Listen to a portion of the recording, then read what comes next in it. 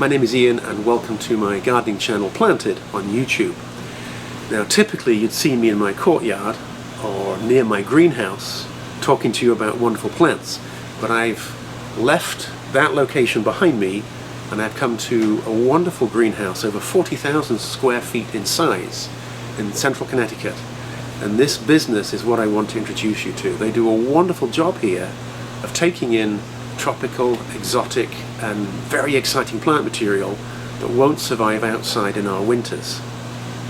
They'll pick them up in the fall, bring them to this greenhouse, give them the care and attention that they require, and then bring them back to your garden ready for you to enjoy in spring, summer and early fall. So let me show you more about that. This specialist nursery is called the Gardens at Cheshire. Now they are located in central Connecticut and their 40,000 square foot greenhouse is set up to take care of a whole range of plant material that I will be showing you in just a few minutes. We've all succumbed to buying a spontaneous plant that works in our environment in May, June, July, August, September or October, but they will not last our cold winters. So this specialist nursery will take in those plants that may have sentimental value, they may be physically too big to go in your own greenhouse, or in fact you may not have any space at all. And they will give them the conditions they require, the right temperature, the right water, the right pruning, and the right fertilizing. And then they get returned back to you for the next growing season. Now I think this is a wonderful idea, but I think I want to impress upon you it's very well executed. The plants are carefully pruned, carefully tended to, and they're not overly packed together. There's good ventilation, and all of these things done right means that your plants will thrive. So let me share with you some of the notable plants I think you should be growing. There are few plants more intoxicating than citrus. You get this beautiful glossy green leaf, which when properly fertilized is very healthy and very attractive. Then you also get the most remarkable pure white, sometimes there are little hues of yellow in the flower, but this little small flower puts out the most wonderful fragrance, and you can see that behind it they've got lots more buds yet to come. So if you can imagine having a stand of matching citrus, they could be limes, oranges, grapefruit, tangerines, there's a whole range out there, and you have those in a little small well sunlit courtyard, the fragrance that these plants would bring you would be very, very special. And it's that magical moment of being sat outside in your courtyard and having this fragrance waft over you.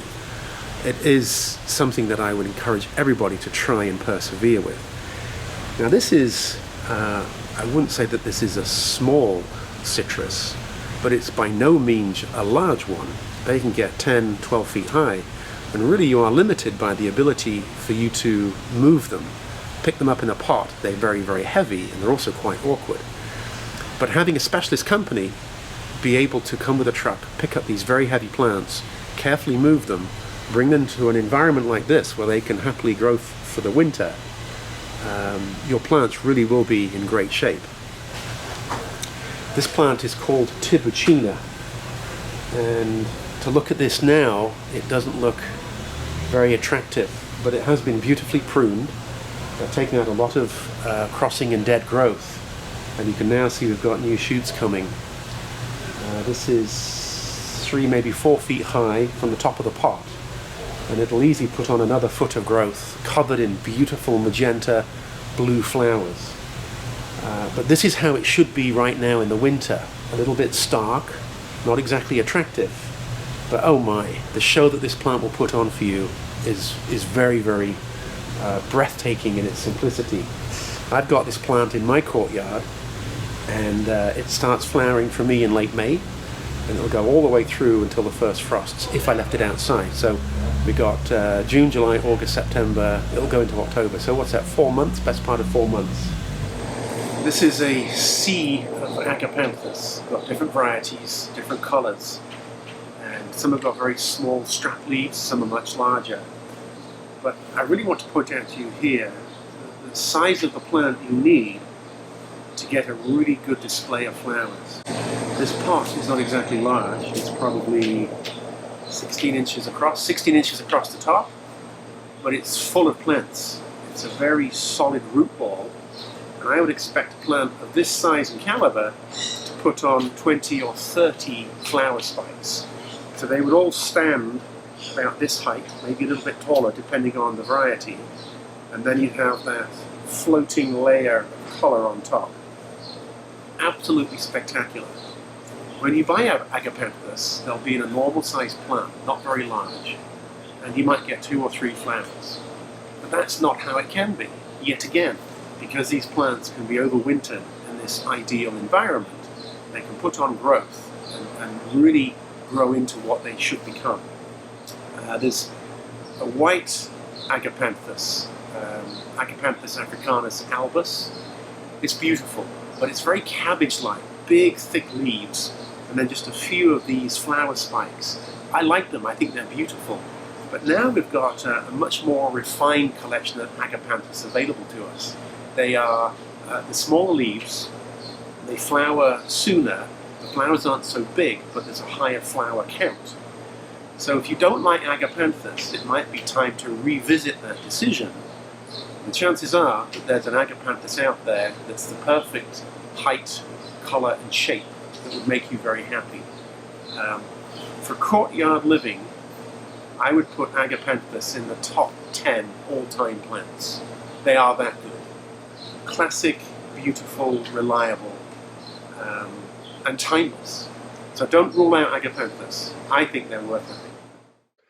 Lots more plant insight to come, but I just thought I'd take a break from that and show you the care and attention that is given to these plants. This is a Lantana, and lots of flowers. It's a summer flowering machine, but you have to prune it, and you have to prune it properly. This plant is getting a haircut, and I have to say that this is a very diligent, very focused endeavor.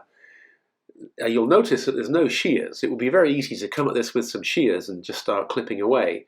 But each cut is done with Felco clippers, which I've talked to you about before, with a degree of meticulous attention. And it's that degree and level of attention that makes these plants wonderful. Give this a couple of months and it'll be covered in leaves and flower buds. A new service being offered at the Garden of Cheshire is that of overwintering bonsai. Now, not all bonsai need to be overwintered in a greenhouse, but there are many collectors that have got choice plants that are on the tender side. And this environment is perfect for them as they get consistent climate, good ventilation, and they have no threat of frosts. When I was filming this video, I had the good fortune to be there when a couple of severe bonsai enthusiasts were doing some work on various bonsai plants, and I got to see this one being heavily root pruned. When I say heavily root pruned, just wait till what's coming up. It's a very meticulous skill, a lot of dedication. Have the right tools, the right view of what it is that you're trying to do, and all of it is to make that plant fit nicely in that upgraded pot and container. A lot of aesthetics and consideration go into this process. But when I say severe root pruning, that's exactly what I mean. Have a look at this. And all of that is so that it is a perfect fit. This is one of my favorite plants. This is Plumago. And there's a type of Plumago that's got very delicate pale blue flowers. It's very available and very attractive. The one I like is a white. It's white Plumago, and I want to show you these plants so you get an idea of the size of Plumago. Frequently we'll buy it in a small pot, let it grow, it'll have some flowers for us. But having the ability to overwinter a plant in ideal growing conditions, with good daylight, good temperatures and really good ventilation, a plant like this, as you see here, is already putting on growth. You can expect this to be a puffball, 3, maybe 4 feet in diameter, covered in flowers. Truly beautiful. It's not that the plant is difficult. The plant is very cooperative and will grow nicely. It's just having this space and this condition in the winter in which to grow it. So these Plumago here are going to be absolute showstoppers for this summer. The next iconic plant I want to feature are these beautiful bay trees. This is Labelus. Been around forever in the Mediterranean and is seen by many to be an iconic courtyard plant. You put it in a beautiful pot or container, and it has little flower buds that you can see here, but it's the aromatic foliage that is a draw for many people. Many people will cook with this. I just like the grey stem in a standard shape, and then this big lollipop above it. And if you look behind me, you can see how big they get. So with care and attention, they're a plant that can give your courtyard huge impact when you set it up in the springtime, when you bring in plants of this size. And again, it's a testament to this business that they've got the ability to handle plants like this carefully year in, year out. It's very easy to put them in a greenhouse and think, well, that's it, they'll take care of themselves. I'll give them a little bit of water. But there's huge skill in handling plants of this size so that they can be carefully brought back to the customer, ready for next spring. Now just look at this plant. This is the wonderful stag's horn fern. Its fancy name is Platycerum bifurcatum, but don't let that scare you off. This plant is a saprophyte. It doesn't put out roots that grow in the ground, but what it does do is absorb water from this very dense cluster of shield. This is a modified leaf, and the inside will stay moist and it will take in nutrients from that decomposing material, and you'll typically find these in warm environments high up in a tree where they get natural rainfall, substantial natural rainfall, and the very mild decomposition of this internal area are the nutrients that the plant can then absorb and take in.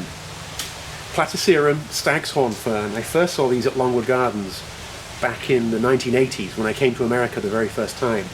I was blown away. I think that they are special. Now, this probably doesn't need to be outside in a courtyard setting, but it can actually be in a cool atrium or a cool conservatory, and is a real talking point. These are available. You can find these for sale, and something I would advise you to have a look at. Stag's horn fern. Well, that's it from the gardens at Cheshire. Thank you so much for watching. I hope that this little insight might encourage you to try some more tropical plants or plants that are borderline in your area, knowing that there's a wonderful facility that can help take care of your plants. Bye for now.